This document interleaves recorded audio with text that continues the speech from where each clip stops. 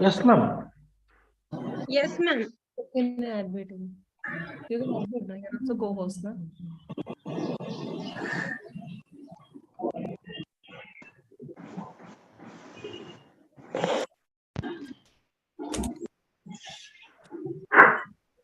Rakesh?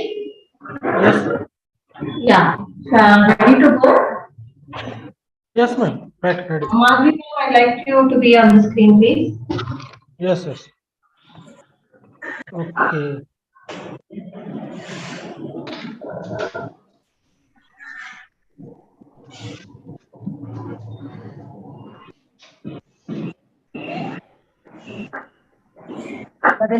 చూడమ్మా washing machine దగ్గర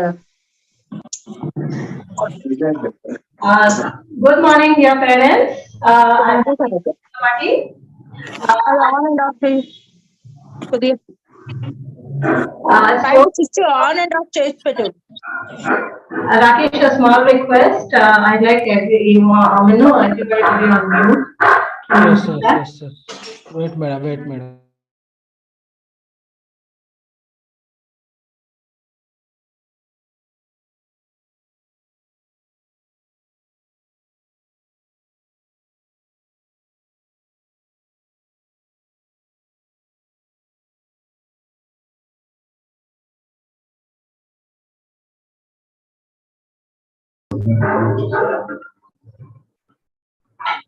Yeah, a very good morning, everyone.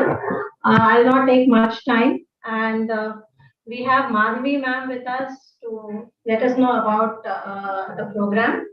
Right, a brief introduction about Madhavi ma'am. Madhavi Adamulam is the founder of Ananya Child Development Center. Ananya CDC is a multidisciplinary pediatric rehabilitation center for children with development delays and special needs like autism, global development delay, learning difficulties, ADHD, and etc. etc. So Madhavi ma'am is a corporate dropout. She studied entrepreneurship at ISB Indian School of Business as a part of Goldman Sachs 10K Women Program in 2010 to 10K Women Ambassador Program and whatnot. She's also a TEDx speaker. Madhavi ma'am is also the founder of Autism Society of Andhra Pradesh. Madhavi has over 20 plus years of experience and working with children, parents, and their children. He especially loves working with children who need help with attention and concentration, auditory processing, and whatnot. This is a brief about Madhavi ma'am, and Madhavi ma'am, it's over to you to take the session. Good morning, everybody. I think people are still joining. I can see lots of people still joining. Do you want me to wait or should I start, Radhika? Should I start? Ma'am, I think it's better to start, ma'am. We are already. Yeah. Yeah. So good morning. We have a YouTube link also which has been given by your school management. So we are, in case if you're not able to join here, you can watch live in YouTube too. My YouTube lo kuda vastund live. Okay. So let's start. Let's see what we can learn today, or at least try and understand a little bit about child development. And I have my colleague Isha. Isha, can you just say hi?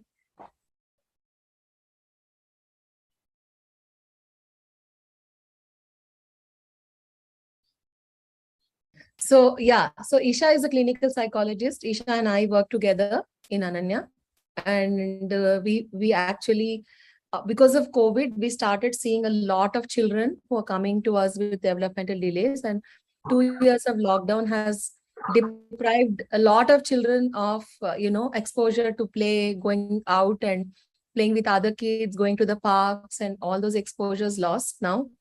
2 years are lost, especially kids who are born just before COVID or during COVID have lost those opportunities. And because of that, a lot of sensory issues, developmental issues have happened in children. So let's see and understand what are the different developmental delays that we commonly see in children. Okay. And I assume that most of the people who have joined today, their children are between 2 to 5 years. Am I right? If I'm right, please raise your hand. Do you know how to raise your hand on Zoom? Yeah, great. I can see that. Lots of hands raising. Yeah. So I'll stay with 2 to 5 years of age range today. If you have any question about your child's development, please post the question in the chat box or raise your hand. We will come to you and then we'll ask you the question. We'll unmute you. You can speak and then we'll address the question. No question is a wrong question. You can ask the question. If it is outside the purview of this talk, we'll take it offline. If it is within the purview, then we'll answer immediately because we have a limited time today. Are we clear about the housekeeping rules for today? We'll take questions and we'll ask you to ask a question, then we'll take it and answer. We'll continue the presentation till then. Okay? So let's start with the presentation. I'll share my screen. One second. Yeah.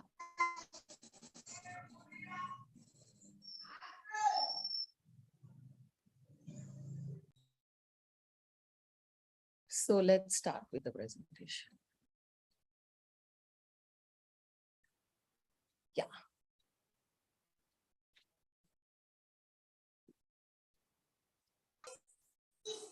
Yeah. So let's start with the most common delay that we are observing in children because of no access to play areas, playgrounds. A lot of children have motor physical developmental delays. What are those motor physical developmental delays that we commonly see?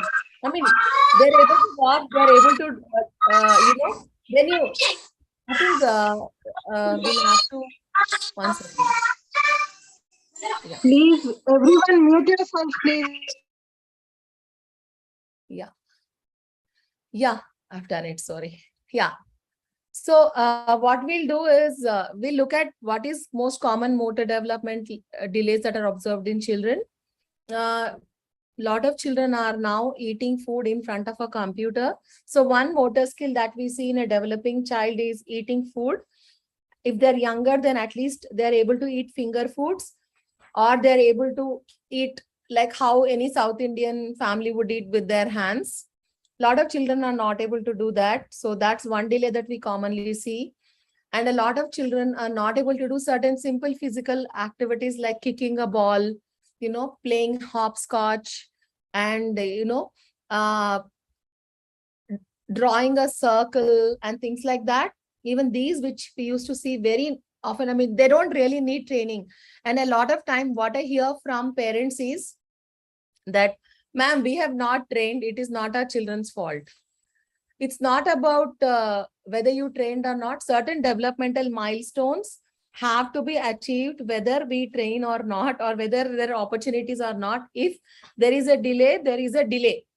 So we actually acknowledge that as a delay and we start teaching those motor goals, motor skills to children who have not achieved it. So as parents, the first goal for us is to acknowledge that, yes, my child is not able to do this physical activity or motor activity. I'm going to teach the activity to children. Isha, would you like to add anything to this? Hi.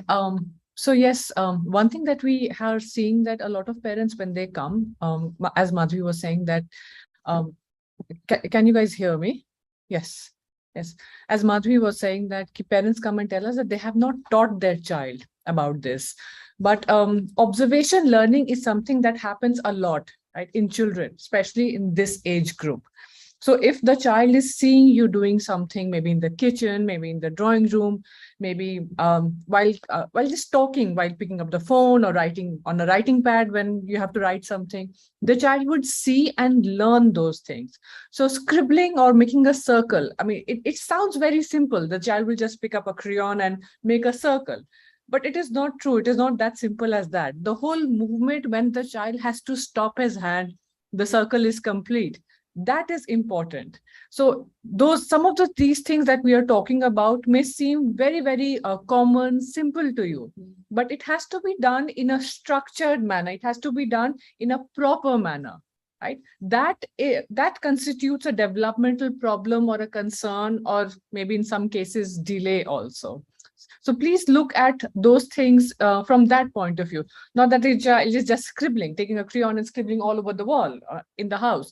That is not writing. That is not fine motor grip, right? That is not making a circle, or that is not making a line, right? So that, and there are too many other complications to it. So when we are telling a child to make a circle, is the child listening, comprehending that I have to make a circle, and then looking towards you after making a circle?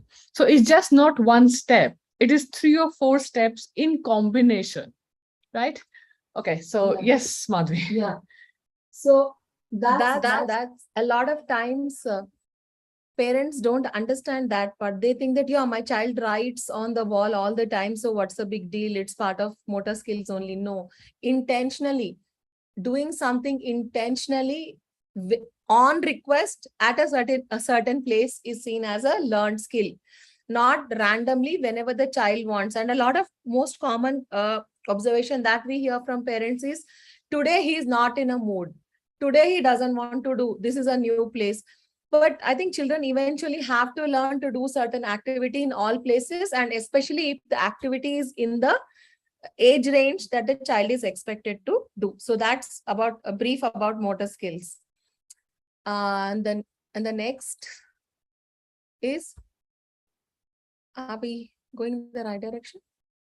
Yeah, adaptive. Okay, adaptive skills. What are the adaptive skills? Adaptive skills are skills that children help children to become independent. So things like brushing teeth, trying to comb hair. They don't have to comb the hair perfectly, but at least they understand the concept of combing hair? Do they just take the brush in their hand and try to comb the hair? Zipping up, wearing the shoe. Even if the shoe does not have laces, can the child put the feet inside the shoe in a proper closed shoe, not in Crocs, which is half open and it's not counted as shoe? And can the child, even if there are velcros, can he tighten the velcros of the shoe? And if there is lace, of course, at a much later age, around 5 to 6 years, is the child able to tie the shoelaces? Is the child willing to go in the kitchen and ask the mother, can I cut vegetables? I want to cook with you. I want to make roti. I want to make puri. I want to, cut the vegetables. I want to stir the curry. I want to mix it. Things like that. Those are adaptive skills, and children need to be exposed, and children need to be taught how to do these things. And if a child who comes to me at 4 years or 5 years and is not able to brush the teeth, parents are still feeding the child, I have to still mark them as the child is not able to do the activities. And for us, that is developmental delay. And again, if the parents are going to tell me that my child is not doing it because I have not exposed my child to do it, still it is considered as a delay only. Because of COVID, a lot of things have happened, and a lot of parents did not know and did certain things with their children, especially while eating. They put a screen in front of them. And on an average, children had 3 to 6 hours or even longer time in front of screens. They did not chew the food. A lot of common motor problem that we see in children nowadays is not chewing. Their jaws are simply not moving. They are given mashed food and the kid just swallow the mashed food without chewing. A lot of children don't even allow a small texture. The moment they have some texture, some vegetable, something in their mouth, they either vomit or immediately spit it out. So a lot of skills that were expected from a 3 or 4 year old or a 5-year-old are not at all achieved during the last 2 years of COVID. And that's why we felt that the parents have to understand what is the right development. And you need to, if you don't see the delay, you won't help the child. So we wanted to bring it to your attention today that if your child is able to do fantastic these things, but if a child is not able to do, then we have to do something about it. So that's about adaptive skill. Isha, do you want to add to adaptive skills?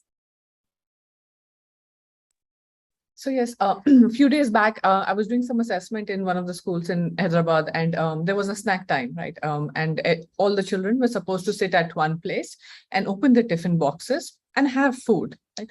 So adaptive skills was live in front of me.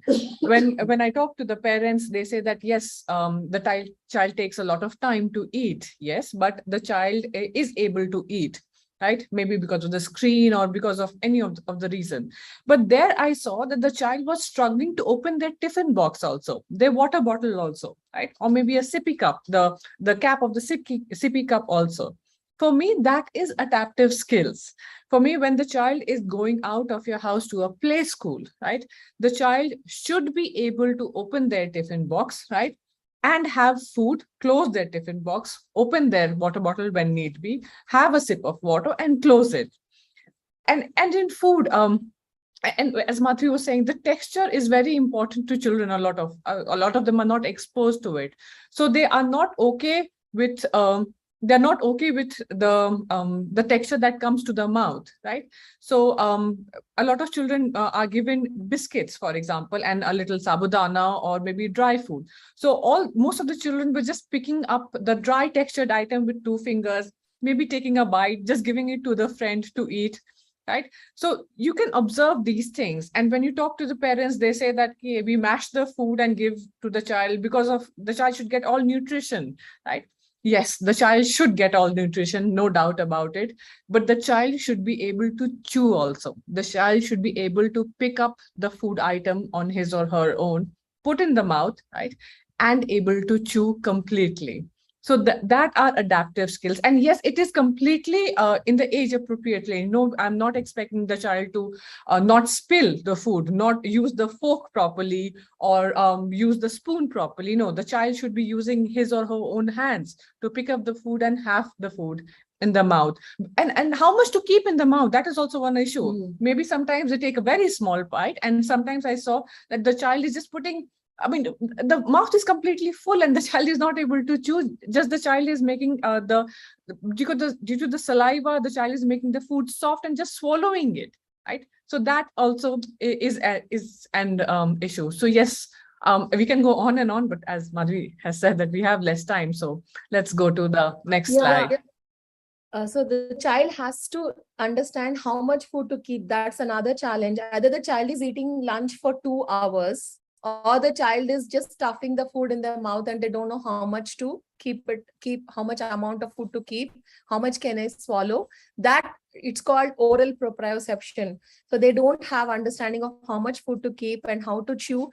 And chewing itself, eating involves 40 steps on an average, even at least 35 to 40 steps, depending on the children, 35 to 40 steps.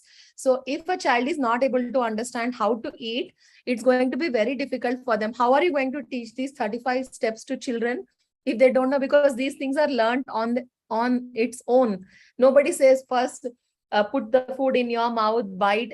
How much is the right size? Because my bite size may not be the right bite size for you, and your bite size is not for somebody else. So these are very highly individualistic things that children learn. So we need to understand that, and we need to train our children to say, oh, maybe that's a little too much. Is that okay for you? A lot of children don't know because they are in front of a screen, and parents are shocked when I say you can't feed kids in front of a computer or a mobile phone or an iPad because children are not tasting the food. That kind of thing. How are we going to feed, ma'am? Then my child is not going to eat.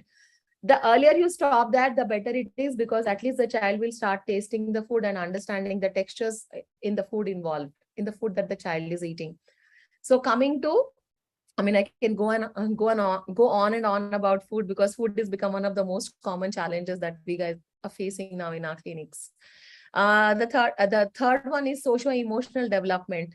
Again, if a child is continuously in front of a TV or a mobile phone or a iPad, how do you expect the child to learn the social emotional aspects of development? Because we learn, if I'm talking to you by looking at my body language, by looking at my eyes, by looking at my facial expressions, you're going to understand she's happy, she's unhappy, she's confused, she's upset, things like that. If a child is continuously looking at the screen, there is no back and forth that is happening in children. They're just looking at the screen. A lot of times, children don't know how to regulate their volume, the voice, Either they are shouting, they are screaming, they are not able to accept no for an answer, they don't understand how to self-regulate. We are seeing a lot of social emotional problems. They don't even know how to play with children. When you go to the park, this kid is playing alone, playing separately. They are not part of the group of kids who are playing in the park, or the kid is pushing away the children, or the kid is not ready to share the toys. So all this is part of social emotional development. Nowadays, again, we are seeing similar problems in preschools after COVID, especially because of lack of exposure to children. So now it's our job to give children the amount of exposure that they need. Every day, take them to the park. Every day, create opportunities that are required for them to play with other children. I would say more than academic skills, more than reading and writing, socio-emotional skills are absolutely more important compared to any academic goals that we need to expect from the children. Isha, over to you. One of the very important aspects in development is toileting, right? Most of the children that I'm seeing these days are on diapers, right? Toileting, toilet training, yes, it comes with age, but it's a very important aspect when the child has started going to the play school, like in a social emotional context. The child passes urine, or the child does potty in the diaper. There is smell, but the child is just not aware that there is smell around, or the child is uncomfortable himself or herself also. That is emotional for me. That is social skills for me, right? So diaper in itself is a different issue. Toilet training in itself is a different issue. But not understanding that, okay, I'm wet, I'm uncomfortable, and I need to change, right, is an emotional development. And other people around me, right, must be getting the smell, or I'm getting the smell when another child around me has passed urine or is uncomfortable, or the smell is coming. That is social context for me. So toileting skills in itself also becomes very important when we are discussing or evaluating social emotional skills in the child. Yeah, toileting can be both part of adaptive skills and also part of social skills, because a lot of children don't even know that if my pants is wet, my friends might laugh at me. I don't want to be ridiculed. I don't want to be made fun of. That understanding a lot of kids nowadays don't have it, because they just don't get the social aspect of using the toilet, not peeing in the pants. So these are the kind of things that we are seeing. Of course, we are also seeing a lot of things for the first time in our careers, because COVID happened first time in our lives. And we're also seeing a lot of delays. So let's go on to the next aspect, that is cognitive aspects. So cognitive aspects, nowadays we see that children are very good at memory. They're very, very good at memory, especially ABCD, 1, 2, 3 spellings, and parents are extremely happy with that. They come and tell me, ma'am, my child is not able to speak, ma'am, but he can say, my child is speaking, ma'am, but he's not talking, he's not communicating with us. So it's like my child can read, say 1, 2, 3, up to 1,000, ABCD. He can say A for apple, B for boy. Some children even know the spellings of the words, surprisingly, even bigger spellings they know. But for us, that's not really very important. Memory is important, but memory is not the only thing that we are looking for in a child's cognitive development. Communication, creative thinking, perception. What is a child perceiving what's happening around him? He's able to notice what's happening around him. He's able to process the language that is happening around him. Is he listening to the language that's being spoken? Is the child able to speak even the mother tongue? Children now who come to us don't even speak their mother tongue. Forget about English. I'm not least bothered about English. They need not know English, but they need to know their mother tongue, at least a few words. A lot of them don't. Even if they speak the words, they're not speaking the word in context. They're just randomly speaking few words. And a lot of children nowadays learn lots and lots of rhymes. What is that channel that they like, Isha? There is something, I don't know. Coco Melon seems to be the most favorite YouTube channel. All the parents say it's an amazing channel, and the children have learned all the rhymes of that channel by heart. Unfortunately, Coco Melon is not useful in real life. Coco Melon, we need more than Coco Melon to survive in this world. So children need to learn a lot more communication than Coco Melon. And yeah, creative thinking, problem solving, all this is not there. Children just don't know. The parents are so scared that the child is going to cry and they are running and giving away whatever they're asking for. They are not able to take no for an answer. They are not able to take wait for an answer. If they want it now, I want instant gratification. That's the kind of challenges that we are facing, because they tell us even during the assessment, don't say no, because when you say no, his mood will become bad. So I said, since when are we getting scared of 2-year-olds? So it's very different, and the parenting styles have changed. There are no grandparents at home. So these young parents don't know how to bring up children, and they're making a lot of parenting related mistakes too, which is adding to the problem in a child's development. Would you like to add some points, Isha? So yes, there are some mistakes happening in parenting, definitely, but I'm sure it is very, very unconscious of the parents. Young parents actually are not aware of those things. One thing that I come across a lot with children is that thanks to Google, and Google is the new god these days. So when we talk about cognitive skills, parents say, what is the IQ of the child, or the intelligent quotient of the child? So yes, that they say. So cognitive skills is not equal to the IQ of the child or the intelligent quotient of the child. A lot of schools also ask for it, right? So cognitive skills is how to comprehend what is happening around me, right, in the environment, and responding appropriately to it, right? So comprehension is that. Comprehension or cognitive skills is not how much marks you can get or how much fast you can count to 100 or 1,000, right? And how much marks or a star, how many stars you can get, right? So that differentiation needs to be made when we are doing cognitive assessments, or when we are talking about cognitive skills.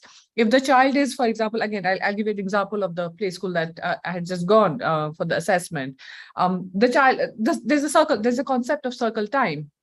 And the teacher was asking all children to come in a circle so that appropriate play or appropriate turn taking needs to be done. That for me is cognitive skills, not counting the blocks, right? How many children, your turn is going to come after the third child. So I would say Madhavi, and then Isha would stand next to Madhavi. That is cognitive skills, right? Not just sitting on the table and chair and counting 1, 2, 3, 4, 5, 6, 7, 8, 9, 10. That is not cognitive skills at all. I hope I'm making it clear. Yeah. So Isha, one more important thing that you brought into this thing was a lot of rote learning. They know the numbers by heart, but they don't know the application part of the numbers. They don't have to know entire application, but they need to at least know, get me 2 apples or get me 2 tomatoes, go inside the kitchen, get me 2 onions. I need to make curry. So let's cut onions. Get me 1 tomato and 1 onion. That kind of a thing. Application part is totally missing. Only the rote learning part we are seeing and thinking that it's amazing. Memory can only help us to a certain extent, but using memory, we need to, add more and more features to cognition than just memory. So memory is not equivalent to IQ again. Memory is only part of the IQ assessment that we do.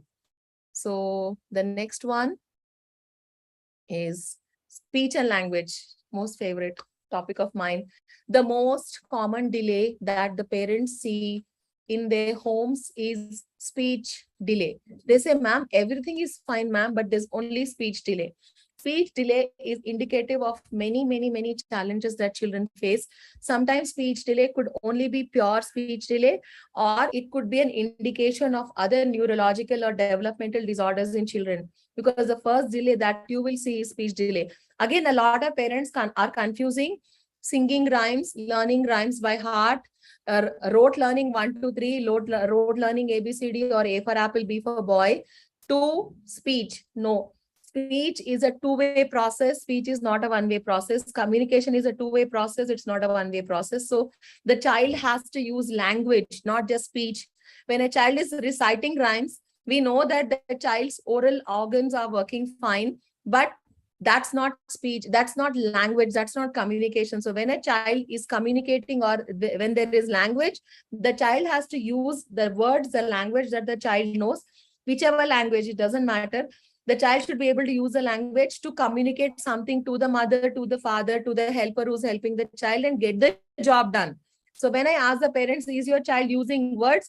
The mother will say yes, but is he asking you, give me food? I need to use the toilet. I need a diaper change, or whatever. In a very simple way, the child need not say, I need a diaper change, but whatever language the mother speaks, if the child indicates that, okay, my diaper is full, it needs to be changed. The mother says, no, ma'am, he's not saying all that. So for us, it is not speech. 1, 2, 3 is not speech. ABCD is not speech. It's just one way. The child is just like a parrot singing. There is no communication happening. Okay. So communication is a two-way process. And if your child is not communicating, then immediately the child needs help. It cannot be ignored. Isha, over to you. So when I'm doing speech assessment, most of the parents say that the child is able to speak, as Madhavi was rightly saying, that the voice is coming out of the child's mouth and I can hear it, right? Maybe not very meaningful sentences or 2, 3 words, phrases, sentences, but yes, the child is able to speak single words. But speech and language has 3 components to it, right? One is listening, right? Then the second is comprehension, and the third is speaking. So for example, if you ask a question to me or to Madhavi, we would listen first, comprehend what you are asking, and then answer appropriately, right? That is speech and language. And of course, there is an age difference. So a 2-year child would not be able to answer, hopefully, a clinical psychology question. But in that age group, the child should listen to you, right? Comprehend what is being asked from him or her, and answer completely age appropriately. That is speech, that is language for us, not just the words that is coming out of their mouth and we can hear them. And suddenly there has been like a 2-year or 3-year-old is speaking 2 words or 3 words, and the parents feel like, okay, my child is speaking, there is speech, there is language, right? We use Google for so many things. So just Google and see at a 3-year-old, what would the child is expected to say. The child says whole story, believe me. I have a nephew of 6 years old, and he tells about the whole damn world. At 3-year-old, he was telling me what he does not like, what he likes, what he wants to eat that day, what he does not want to, what he wants to wear, does not want to wear, all those things. So yes, technology, and thanks to technology, we are reaching out to all of you. So technology is a boon also. Google can be used to get information also, rather than everything else also. Yes. Yeah. I feel that a lot of screen time has robbed children's speech from them. When you are just in front of a screen, just watching one-way Cocomelon morning to evening, there is no two-way interaction.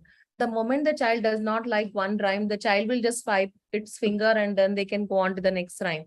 Real world does not work like that. The child has to figure out how to get my point through to my mother so that I get to eat what I want.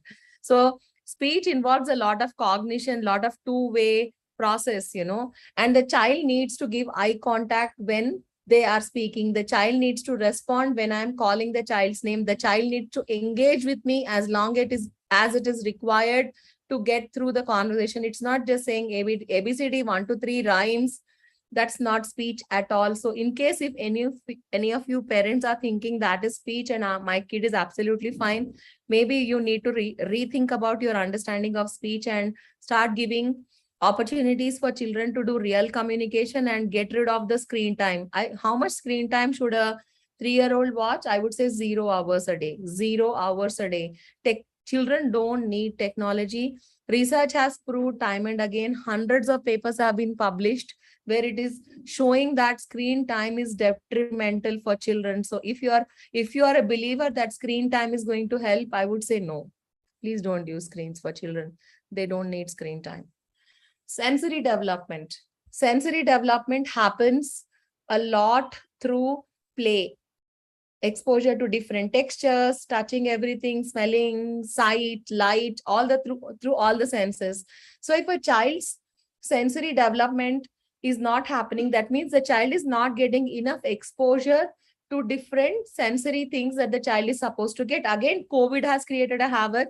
The children were sitting in front of screens. They were not moving. They were not getting exposure to different foods. They were not getting exposure to different textures. They did not walk on the grass. They did not walk in the sand. They did not climb the the monkey bars. They did not use the slides to play. They were always locked up in the houses. So lot of children during COVID have gone through so much, and their sensory development was definitely disrupted. So I think the best way to give them this exposure to sensory development is take them to parks, outdoor play, messy play, playing in the sand, playing in the mud, water play, all kinds of play where different senses are involved. They don't have to be clean. They can become dirty. You can make them wear less expensive clothes. What the clothes are not important in when they're playing in the mud. I think they should touch the mud. They should put the mud on their body. They should actually get insensitive to all those fussy things that they have. So, and also eating is a very big indicator of children's sensory development. If a child is not able to chew, if a child is not able to accept certain textures, it's part of sensory development. So we need to address the sensory part of the child's development. Again, a lot of parents don't understand this, and they keep on feeding them soft mashed food. That's not going to lead anywhere. So we need to ensure that children are eating all types of food. Children are exposed to all types of taste. Children are exposed to all types of textures. And in food, I'm talking about food. And also children asking only for the same pillow, asking for the same bed sheet, asking for the same side of the bed to sleep. For me, all this is also indicative of sensory development has been disrupted. So ensure that your children, you're not entertaining every demands of your child, but slowly encouraging them to adapt to new things. Would you like to say anything? Should I move on? The next, because of the motor issues that children have, the next most common delay that you see in children will be writing issues when they are above 5 years, when they go to grade 1. I think even in UKG, some schools start writing, but the moment you start seeing their writing is completely not age appropriate. Their motor development is not age appropriate. Their pincer grip is not there. The grip is not there like this. This grip is not there, and children can start like this when they are in preschool, and then they go to these 5 fingers and then to this grip. So we have to give them enough chances to hold pencil like this and then like this, and then only the grip will go. Directly from no grip, they can't go here. So you need to have thicker crayons at home available for children to play with it, so that they learn to hold the crayon in different ways. As the child's grip is changing, you can reduce the thickness of the crayons and thickness of the pencils and bring to normal size of pencil. So it is not going to happen overnight. It is not an overnight thing. It takes years to develop the grip. So we need to create enough opportunities. If the earlier part of development is disrupted, the later part of development is also going to be disrupted. It is not going, there is no magic that is going to happen, and it's not going to fix itself. You need to take them through the developmental stages, and development happens in an order, and we have to give children the time to develop in that order. If you skip some steps, it will have an impact in the later part of life. So we tell parents, give the children time, let them do things their way, and let them learn at their pace. We can't force children to pick up and learn at our pace. Okay. So that's one more thing. Another difficulty that children have during if their development is disrupted in early years, is they don't understand number concept. They will have challenges in numbers, processing numbers, and they'll have difficulties in math in higher classes or in grade school. So that's another area that I'm not going to get into that, because most of the children are till 5 years only here. So I'm not going to get into the details of that. Okay. So last one is reading difficulty. So children, again, whose sensory development is disrupted, speech and language development is disrupted, may have also reading difficulty. So once those areas are addressed properly, the next level of development will happen on its own. You don't have to do anything. So ensure that your basic development is in place, then the rest of the development will happen on its own. Like if a child is not able to sit, the child cannot stand. If the child is not able to stand, he cannot walk. So you can't expect a child who is flat on the ground to get up and walk one day. It doesn't happen that way.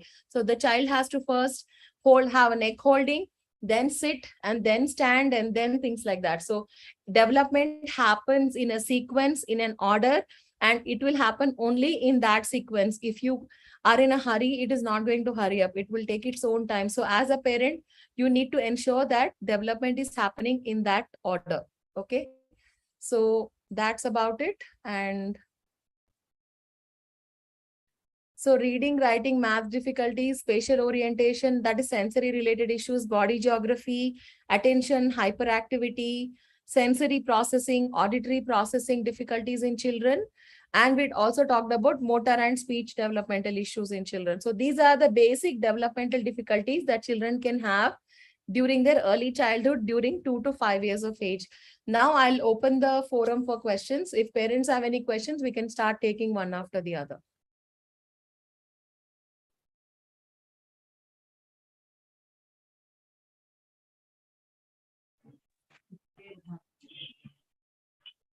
Hi, ma'am. This is Jenny, this side. Are you able to hear me?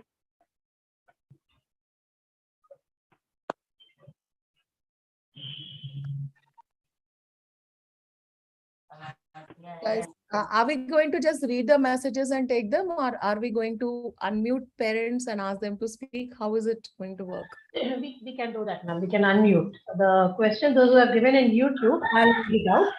Yeah. But, parents who are in Zoom, in this forum, in this Zoom, they can raise their hand and ask the question. So I'm going to change the. Do you want to start with YouTube first, Radhika? Yeah. I have two questions in YouTube. Yeah.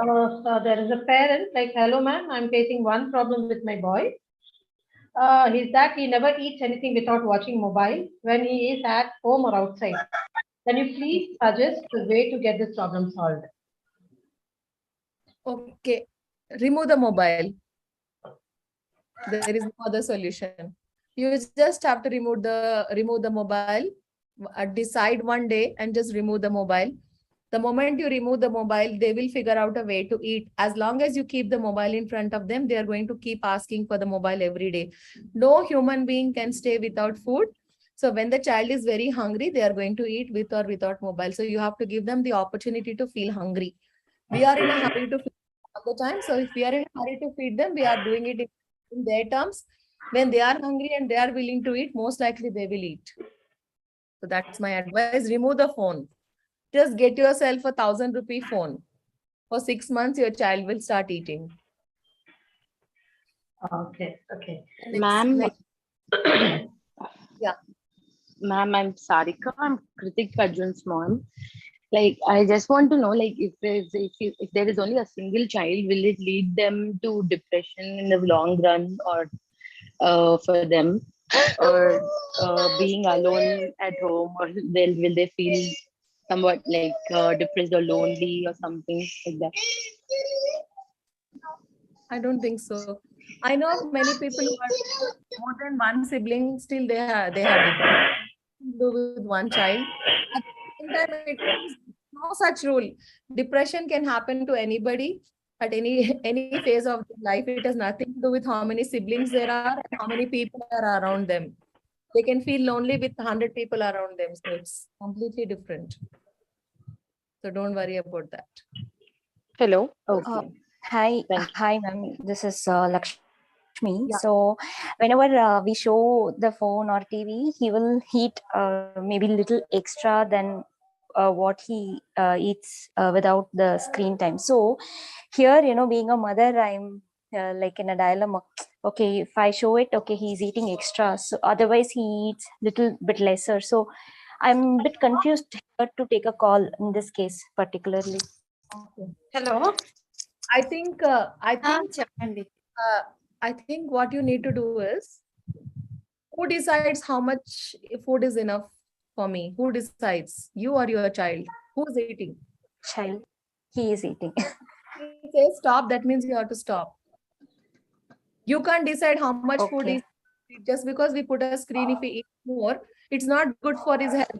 If there's a screen, that why it's happening. Even when we sit in front of screens, I don't know how much food I have eaten. I have to ask my helper, how many dosas did I eat? Oh, I already ate two. I don't know. My brain is not sensing the signals from my stomach. Okay? If there is no Mhm. of the child will be able to see I'm full. If you put the screen, child's sensory system Mhm. supported by the screen already, so he's not able to comprehend how much food is being eaten. I would say less food without screen much better than more food with. So Hi. that's my take on it. Yeah. Yeah, Hello. yeah, thank Yeah. you. Hello. Yeah, ma'am, this is Okay. Surya here. So, Yeah. when you said the age 2 to 5, is that 5 completed or 5 running? 5 completed, 5 running doesn't matter. In few months, nothing is going to drastically change. Okay, and if at all, if we observe these changes in our kid, like a few of the things that you have addressed just now, then what is the right way and proper way to get the kid out of it, or how to proceed further? First, you need to do an assessment to check if the child's development is on track. A lot of times, mothers are also anxious, they don't know. So, go to somebody who can tell you whether the child's development is on track or not. If it's on track, then yes, fantastic. If not, then you start helping the child. Where are you located? We are staying in Pragati Nagar actually. Hyderabad. Yeah, Acha. Hyderabad. Sure, then you can either come to us or you can find somebody who's near your place to go for your child's assessment. Yeah, ma'am, can we get your contact number maybe Anika later? and Iris Florets team can give you the contact details. In fact, you Yeah. can take a screen. Hi. Hi, mom. Hi. My child is actually autistic. He's 4 years old now. So even 6 months ago, he refused to eat if we did not give him screen time. So there has been episodes, days when we forced him not to take the screen, and he refused to eat, and he kept on screaming for more than 2-3 hours. Okay. And after that, when we tried to, take the screen, but just eat. After 3 hours of past his lunchtime, when he was non-stop screaming, he was getting tired, took a break, and then started screaming like that.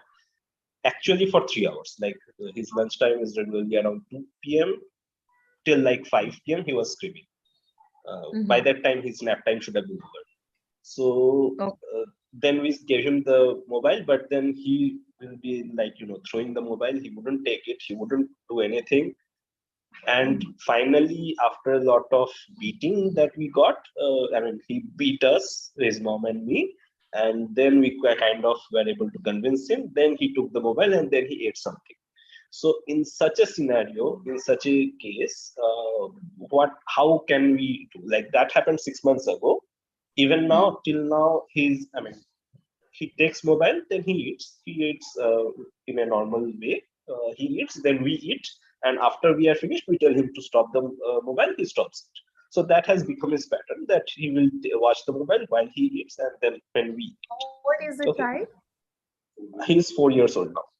How many years are you planning to continue like this? I don't know. I don't want to have the child not eat at all. So he goes to school. At school, he's fine. At school, he opens the tiffin, eats the food. You answered your own question. He's fine at school, he'll be fine at home too. If we do it again, and he keeps doing the same thing, because this is his pattern. He's autistic, so this is his pattern. If he again keeps doing that, excuse for bad behavior. Autism is not an excuse for bad behavior. Autism is not an excuse for hitting others. Autism is not an excuse for, watching screen whole day. I've seen a whole life. I worked with children with autism. I have 23 years experience in this field. I have a son with autism who's 23-year-old. I don't allow him to get away with any of these behavior issues.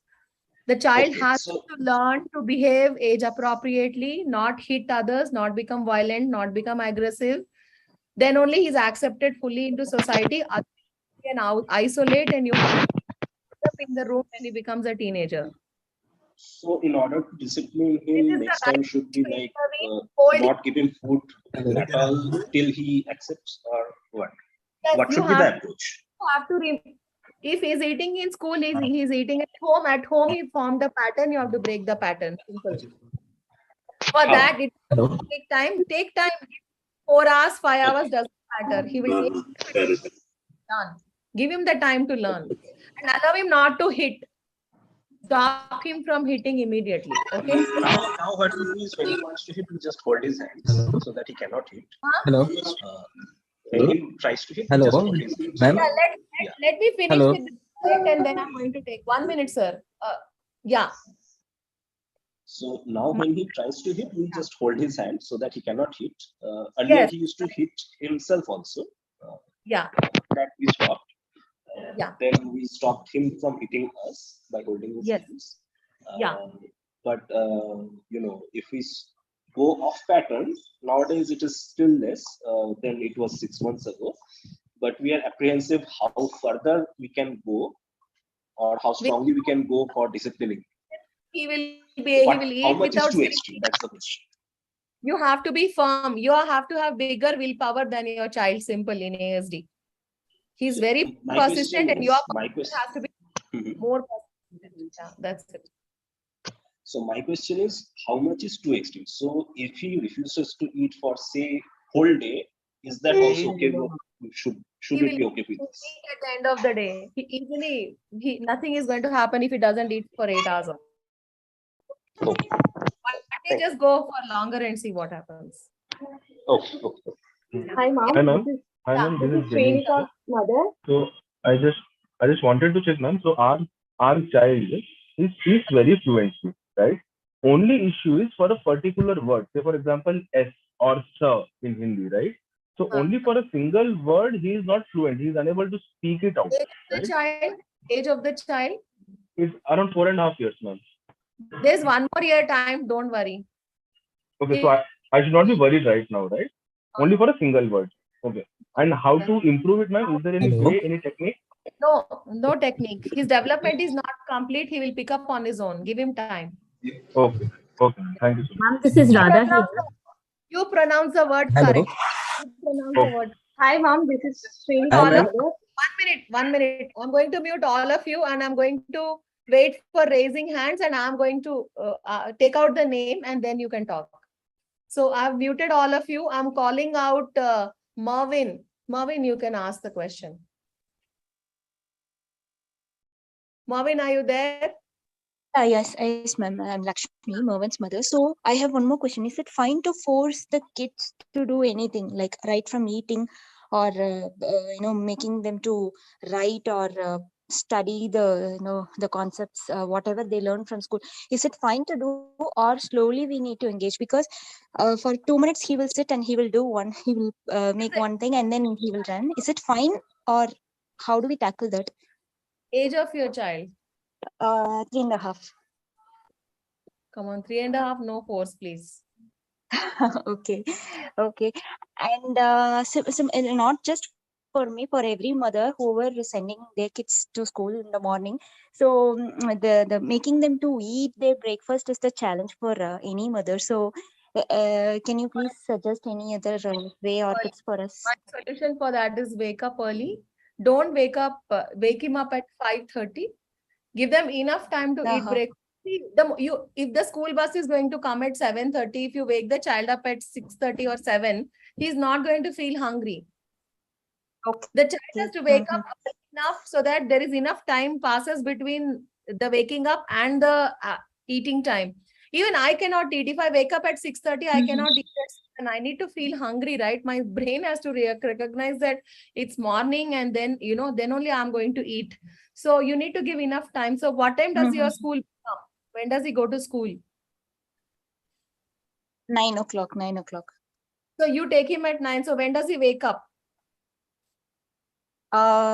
Sometimes 8, but mostly I'll try to wake him up between 7 to 7:30. At 6 o'clock, that means you also have to wake up at 6. And if he will feel hungry by 8, I will bet you. Okay. You have to change the routine. He will eat. Okay? Okay. Yeah. Thank you. Yeah. Next is admin. I don't know. The name is admin here. I'm lowering the hand for admin. Yeah, admin. Are you there? Subhash. Subhash. Yeah, hi ma'am. My kid is 4.5 years old and she gets obsessed when parents are talking to anyone. She keeps disturbing. Wantedly, she comes between and she keeps talking. She doesn't have patience to wait. That's the problem which I'm facing. How old is the child? 4.5, ma'am. Okay, so give her enough attention. Maybe she's not getting enough positive attention from you. That's why she's getting attention the bad way. So give her enough attention and tell her that, look, let's go on. Let's not use the word attention with her, and you can play with her. You can spend time with her. And if you have given enough time to her in the day, and if you have some work, then you tell her that now I'm going to do something important and I don't want to be disturbed for some time. And you tell her that that's why you can't come and talk to me when I'm doing this. Slowly train her not to disturb you, and she might be wanting your attention. So give her attention before she's seeking it the wrong way.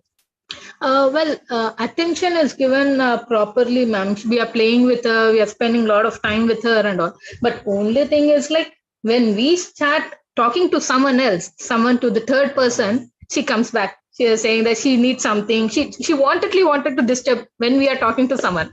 That's the problem which we are facing. And I trained her. I was asking her to wait for 5 seconds. I was asking her to count till 5 for me to respond.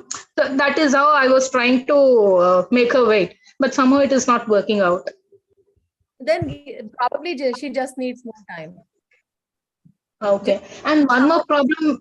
Not working, then we'll see what to do after that. Yeah. Okay. One more problem which I'm facing with my kid is pee.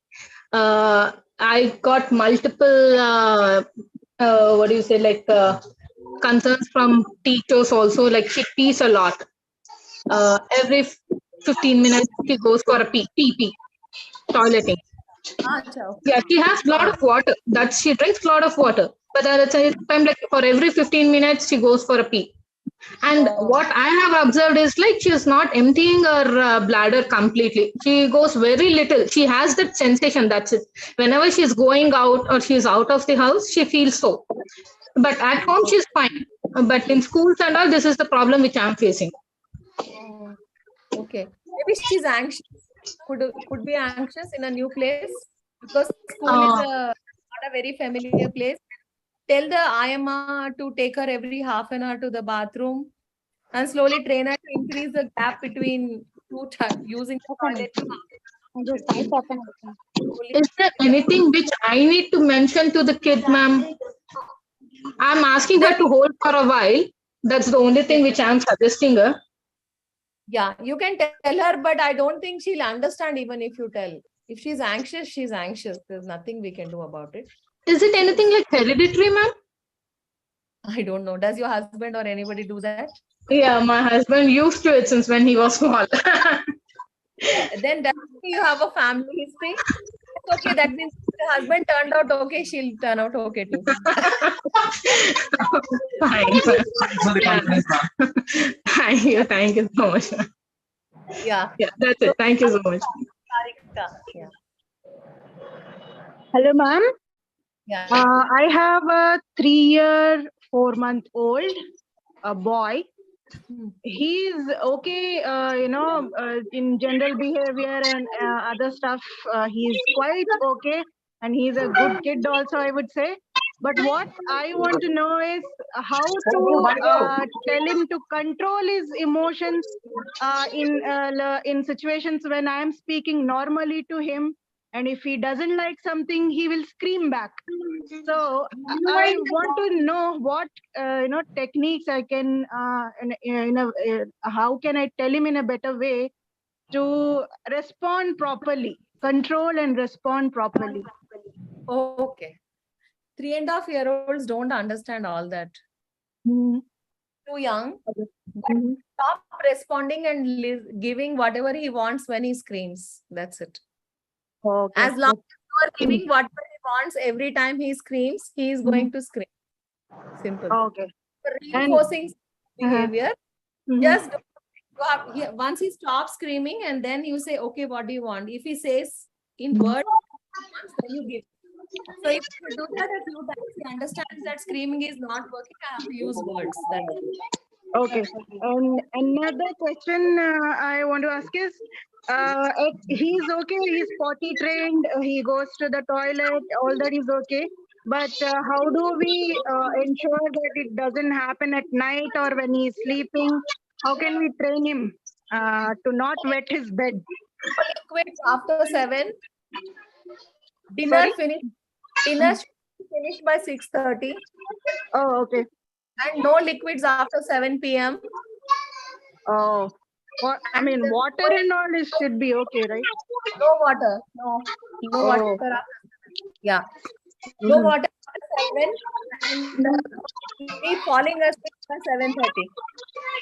7:30. Okay, sure. You So, can make yeah. he will not be in the bed. Because by 6:30, he has all the liquid. By 7:30, the bathroom will empty his bladder. He'll go to bed by 7:30. There is no water in his system to pee. In the morning only they'll wake up and pee in the morning. Okay.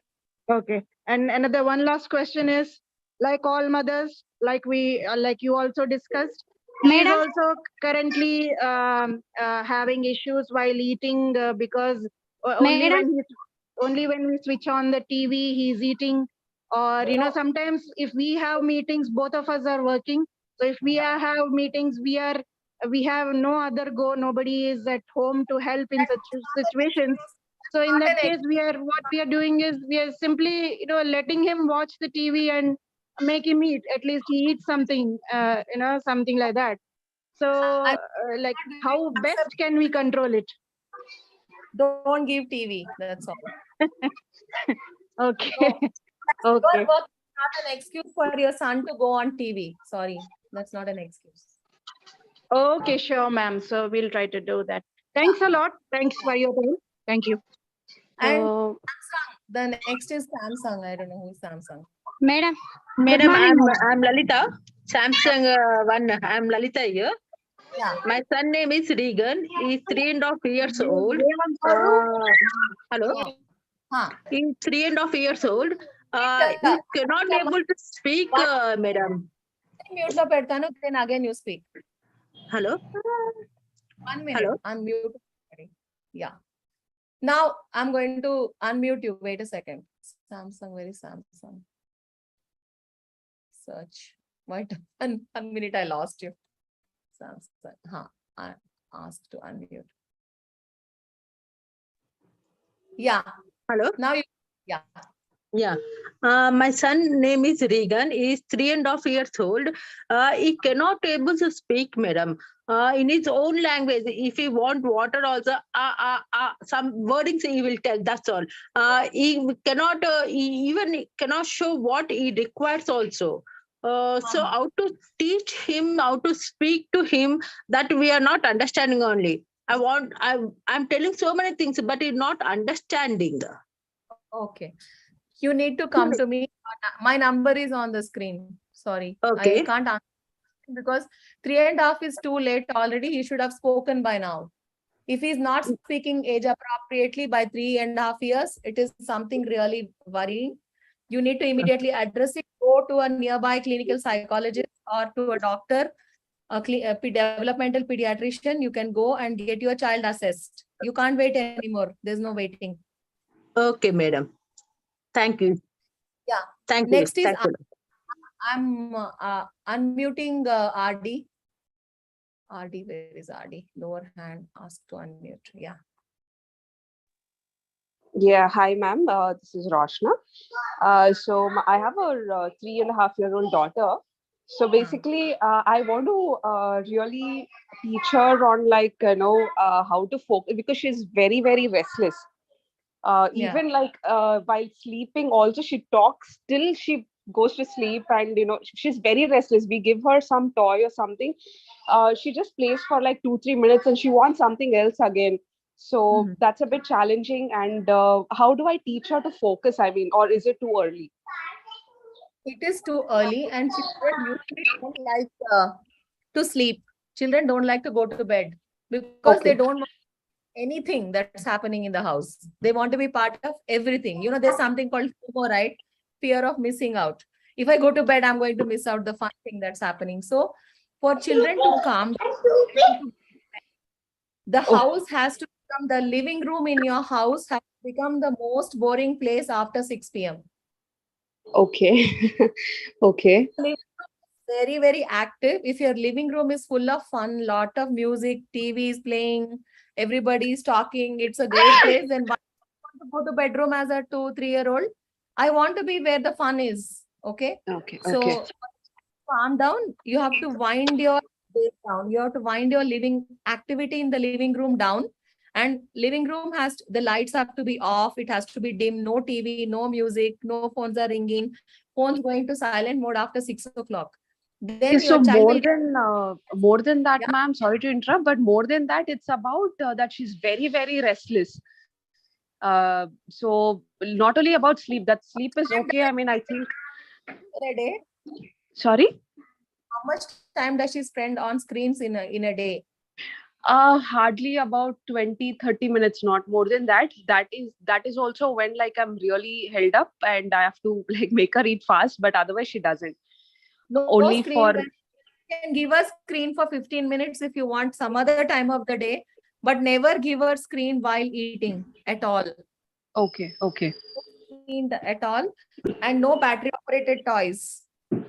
Okay. Use battery operated toys. No, she doesn't use battery operated toys.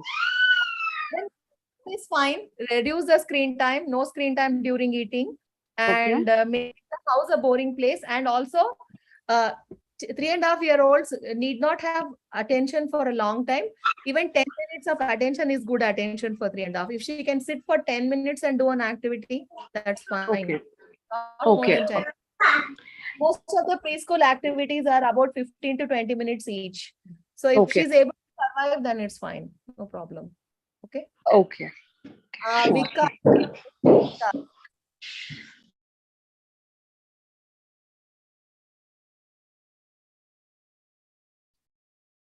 Yeah. Okay, Shruti. Hello, this is Sindhura, ma'am. Yeah.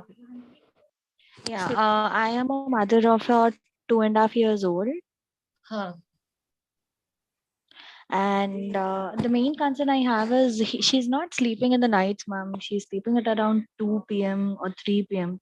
And we both are working parents, and because of that, she's unable to wake up in the morning and then go to school. And sometimes she's sleeping in the school as well. She sleeps. Sorry, ma'am?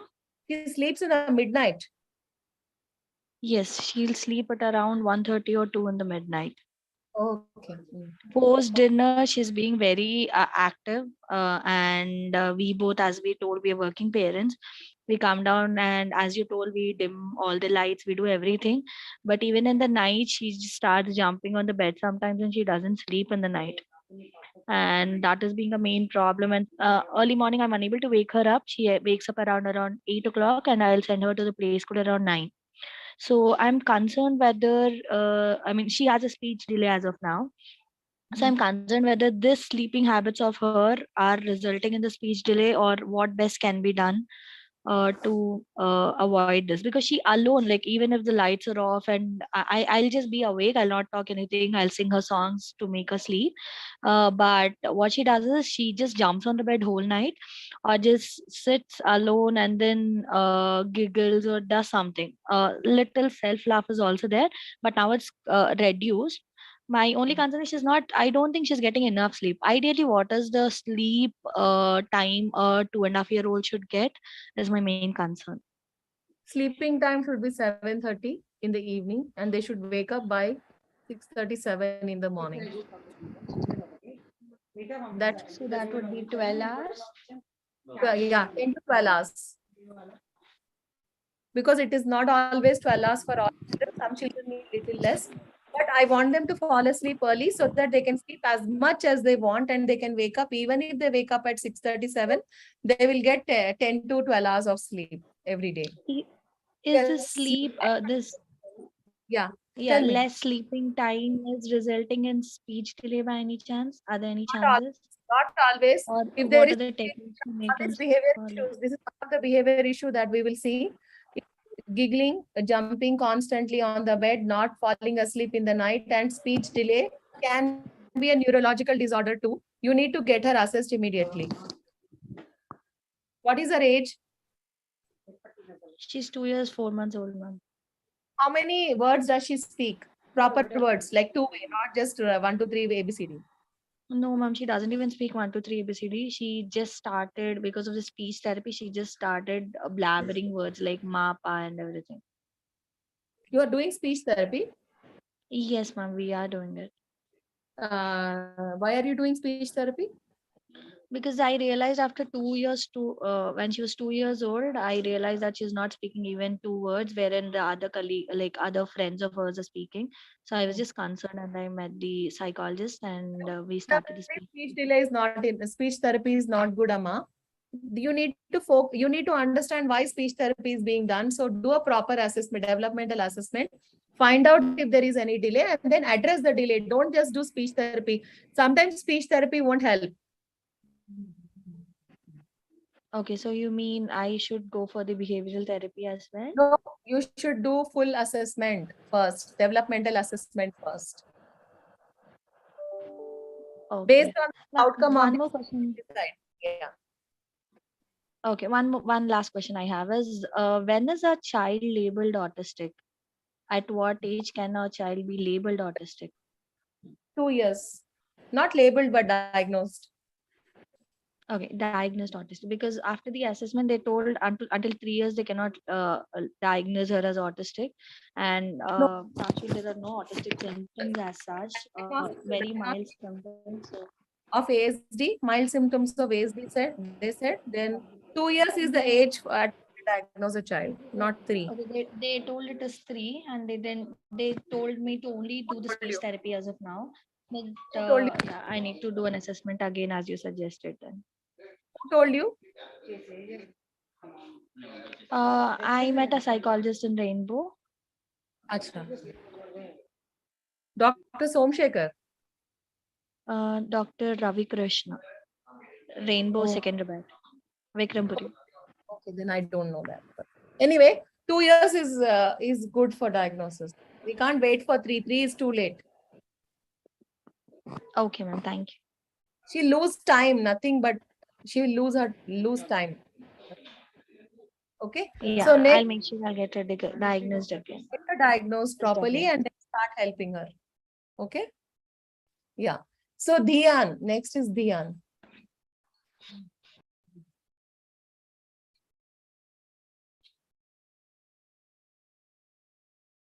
Pravalika.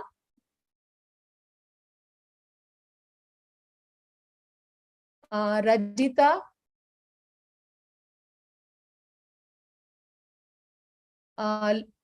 Trupti.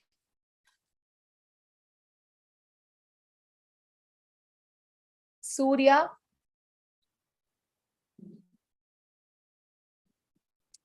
Nivriti. Oh, there's some issue with the network, I think. The PowerPoint just. Yeah.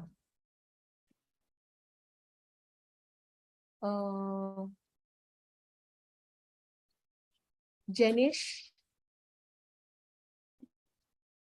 I can't hear anybody.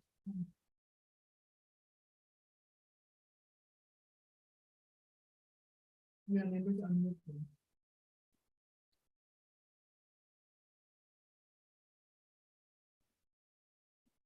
Maybe there's some technical issue. ठीक है.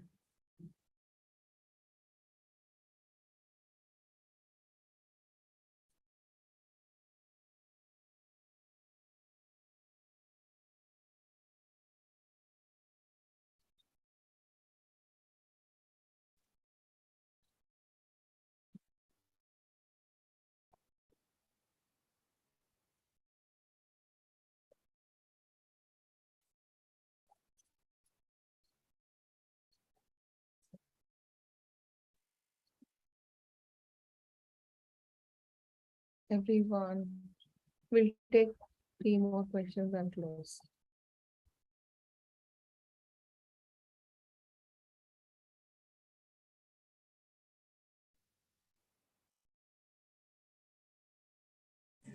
Hi. Hi, ma'am. This is This Janish. is Bhishma here. Here, am I allowed to speak? I think The everyone got unmuted together. yeah, Yeah. just take one person speak at a time. We'll take 3 questions. Yeah. Okay, ma'am. This is Bhishma here.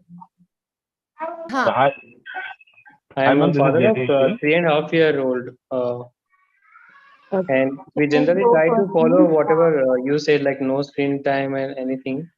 But my question is, one question is, should we allow her to eat her food by herself? She's 3.5.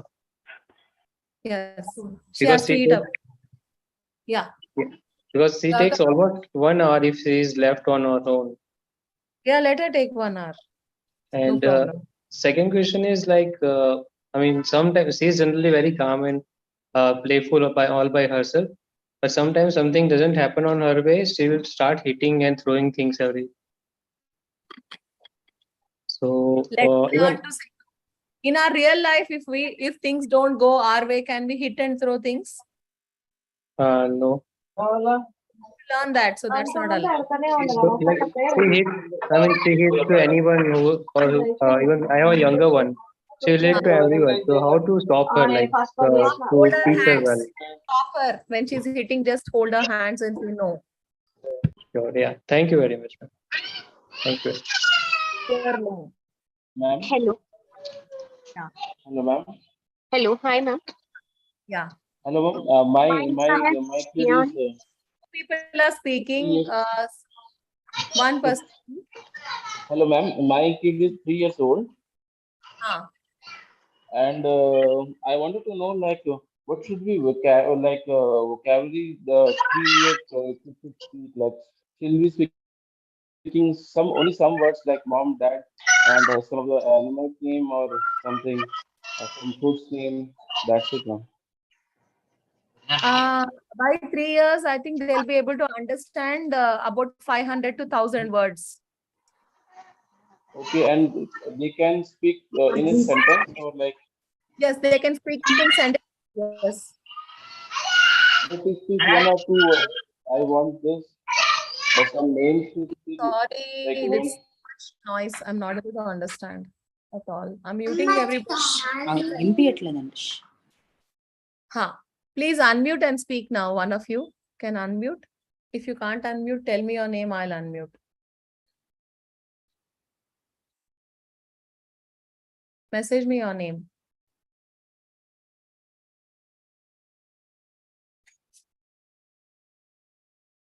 Okay, I'm getting my names of Sai. Sorry, Sai. Yeah, Sai. Yeah. Hi, ma'am. So my son is 3 years old, and he started to speak only English. And he's not able to, mould his tongue to speak in Telugu. So he's only speaking English sentences. Okay, he's not very fluent in English as well. So he jumbles words sometimes, but he tries to convey what he wants to. He expresses himself. Like, give me an example. Like he says, "What do you want? What are you doing?" So he says the common general sentences, but when he tries to speak.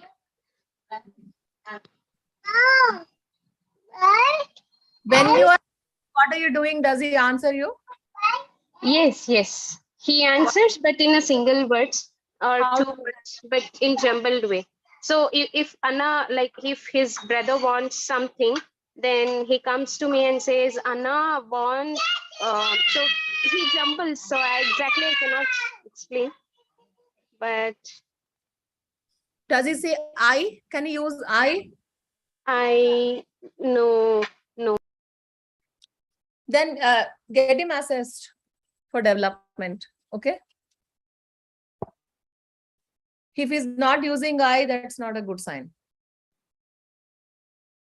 So I'm unmuting Vikas Kavita.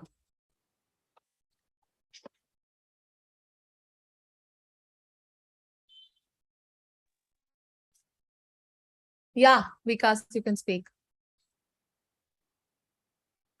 Are you speaking, Vikas?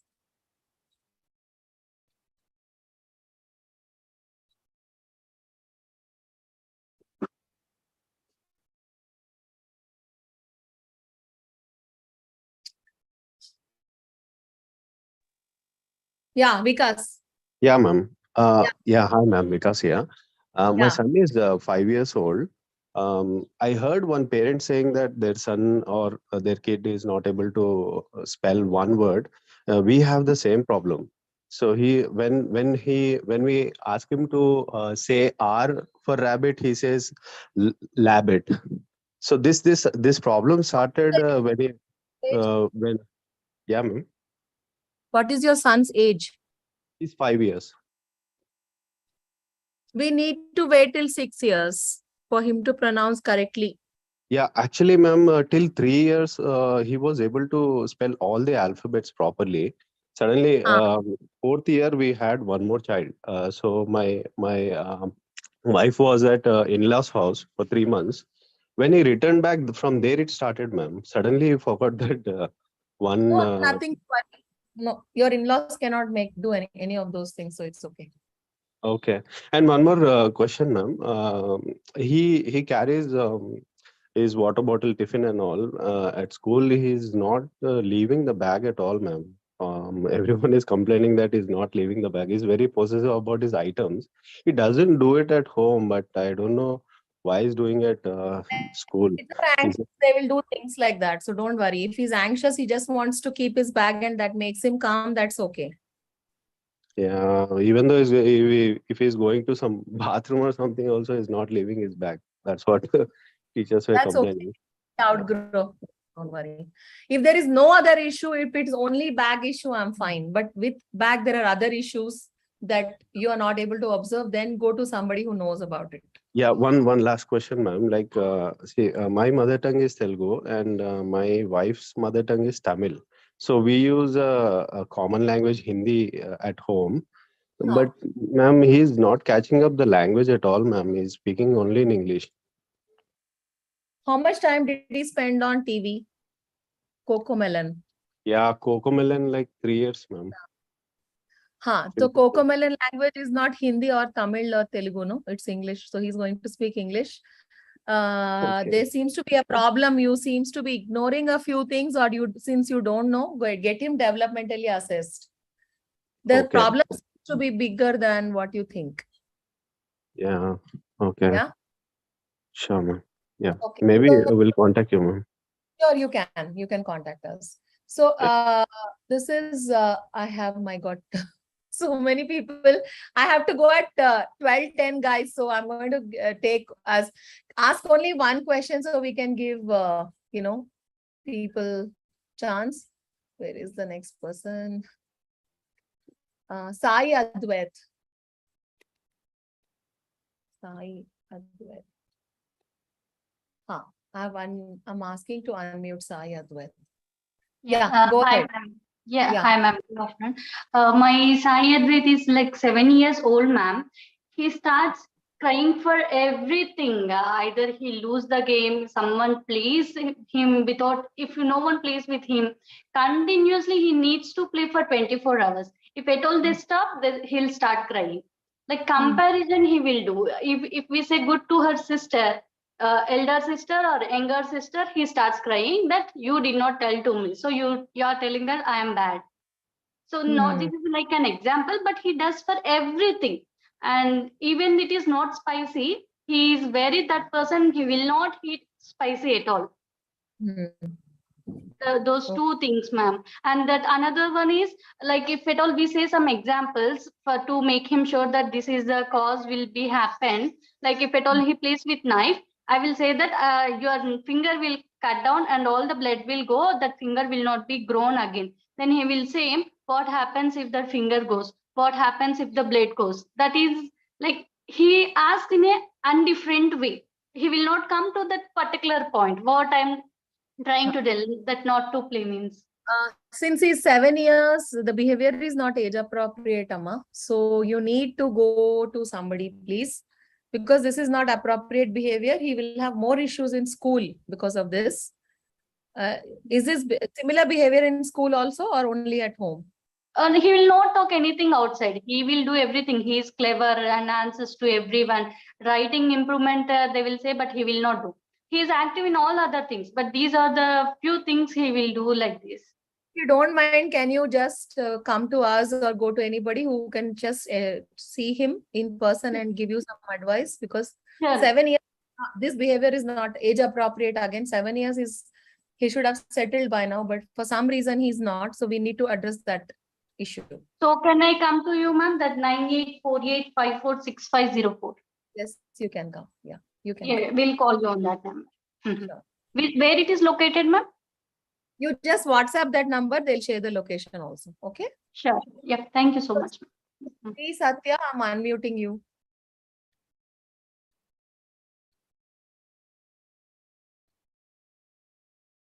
I don't know. I'm not able to unmute Sri Satya for some reason.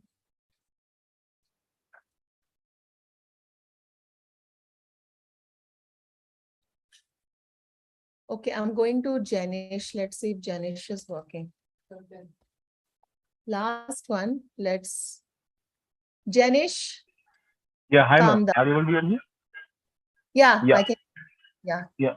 So actually, ma'am, our kid has some urine infection, and the doctor advised that he should be given at least 1.5 liters of water on a daily basis, right? But the problem comes that he is not thirsty. He's not thirsty all the time, and he would not want to drink, right, so much of water. So is it okay if you force him and if you feed him so much of water because it is advised by the doctor? I feel so much of resistance from the kid. If not water in the form of water, you can give water in the form of soup. You can give water in the form of dal, patla wala dal banake. You Okay. can give him. If you're a South Indian, you can have rasam. You can Okay. have chach. You can have lassi. You can have so many forms. It not be water. It means Okay. liquids, more Yes. water, right? In the body. So you can give him in any form. You can make any lemonade with less sugar or with honey. You can make so many ways you can get liquid into his body. Not maybe he can have just half liter of normal water and 1 liter could be in any other form of liquid. Okay, ma'am. Okay, ma'am. Yeah. So one last So thing, that ma'am. he, So yeah, is it okay to give him a glass full of milk at night before he goes to bed? no, what is his age? Around 4.5 years, ma'am. No. It's, As it's I not told you, recommended. no liquid just before going to the bed because their sleep will be disturbed. They'll have to get up and pee or they'll pee in the bed. So better not to give them liquids before they go to bed. Some people think that it's good to have. No, if you have liquids, then you will get the sleep is going to be disturbed. No. After 6:37, no liquids. Okay, okay, ma'am. Got it. Got it, ma'am. Thanks a lot. You can give an apple if they are hungry. You can give a fruit if they are hungry, but not a full glass of juice or liquid. Okay. Sure, ma'am. Thanks. I'll have to call it a day, guys. I'm sorry. You have our number. You can reach out to us. I can just send a message to everybody here. And then the mobile number once to everybody. Everyone. I'm just changing. Oh, God. Okay. Message everyone.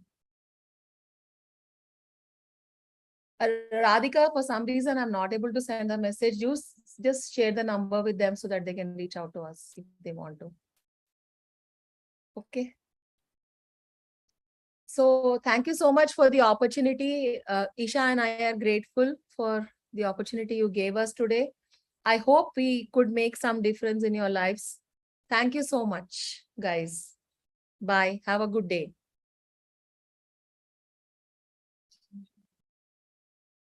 Huh?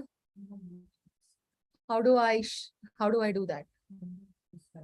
Not able to type. You type, Isha. I'm not able to type. I don't know how to share. The screen is on. Can you see my screen, Isha? Yes. No, I don't think. There seems to be some technical issue. Can you type to everyone? Okay. Then it's fine. Then they'll be able to see this.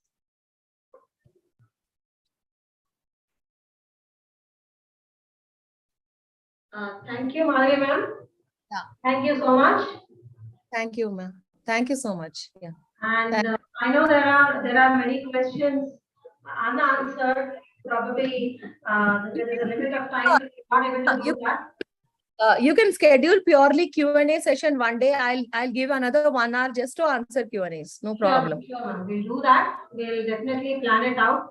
We'll look into your schedule, and probably Saturday would be the best time. So even we'll let the parents also know so that they can just be prepared with their questions and we can just clarify all their doubts.